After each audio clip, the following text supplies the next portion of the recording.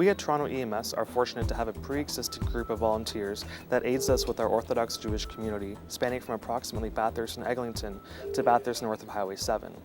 This group is known as Hotzoloh. With me today is Mendel Friedman, Executive Director of Hotzoloh Toronto. I guess the first thing we'd like to know is, what is Hotzoloh? Well, the meaning of the word Hotzoloh in Hebrew is rescue. How many volunteers do you have? Well, Hotzoloh is an international organization, many thousands of volunteers, but here in Toronto it's 34 responders and 14 dispatchers. When and why was Hotzoloh started? Hotzoloh was started approximately 40 years ago by a good neighbor and friend of mine in Brooklyn, New York, Rabbi Heschel Weber. While he was walking on the streets of Brooklyn, New York, he witnessed a person collapse, and he called 911 at that time. It took over 40 minutes, and that person unfortunately didn't make it and passed away. So he decided he wants to do something about it, and he started this organization, and then it mushroomed from there throughout the world. And this is now a very well-established organization worldwide. I understand that Hotzoloh is a nonprofit organization. How are you funded? Well, here in Toronto, it's funded strictly by donations from people who are in the synagogues and from mailings that we do. And basically, it's a fundraising donation situation. What is it about the Orthodox Jewish community that makes an organization like Hotzoloh necessary?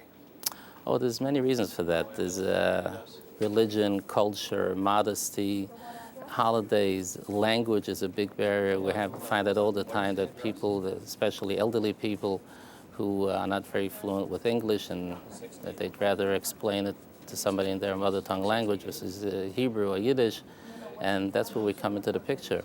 And then we also have a lot of issues with the religion as far as the Sabbath and the holidays. They always have questions, and they're not sure exactly if they could or not go or do certain things, so they rely on Hotzoloh personnel to help them out and convince them.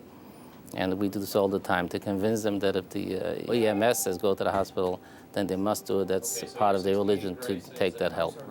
What type of training do your responders have? All of our EMRs have a minimum of 240 hours. Some of them go the extra step and go to New York to up their education. They become New York State EMTs, but the minimum they need is to have at least 240 hours of training. Are there any services that Hotzoloh does not provide? Well, Hotzoloh does not do any transport. They just come to the scene to assess and stabilize, and then have Toronto EMS do the transport. Does Hotzoloh have a continuing education program? Absolutely. Every month we have a CME with our medical director, or we invite a guest doctor to do a CME for all our volunteers. Where's the Hotzoloh ambulance station located? Well, we don't have an ambulance station per se. We do have an office with a conference room for training, and that's where we work out of. What type of equipment do your responders carry? Each and every responder has in their own private vehicle a minimum of about $4,500 worth of equipment, including oxygen, defibrillators, EpiPen, ASA, Ventolin, many other first aid equipment, all in their private vehicle. Do you have a governing medical authority? Yes, we have a medical director who is associated with York Central Hospital. How does the Hotzoloh dispatch program work? Well, all the Hotzoloh dispatchers are volunteers, so they work either out of their house or their office, and they get their slots every 3-4 hours. They switch, and they work out of their homes or office. And how do your dispatchers feel about all the questions they get asked by our EMDs? Oh, at times it's frustrating because they're not on the scene, and they don't know a lot more than what they were told over the phone. So at times it's frustrating. Right. But they do understand that those questions have to be asked. Yeah, they were told, so they patiently answer all the questions as much as they know, and they go on. Is there anything that our EMDs could do that could possibly alleviate some of that frustration?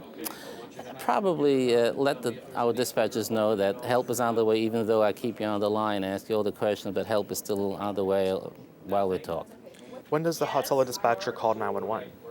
Well, the first thing when they get a call is they put it out on a two-way radio to all the Hotzoloh members, whoever's in the area, to cover that. Right after that, they call 911 to get Toronto EMS to back them up with the ambulance. Mendel, one of the biggest frustrations that our EMDs have is when your dispatchers call us for calls that are not within Toronto boundaries, namely north of Steeles. Why don't your dispatchers just call Georgian Dispatch directly? Well, it used to be that way, and then we were told by the officials of Toronto EMS to stop that and always call 911, let the 911 dispatchers connect you to the proper area ambulance service.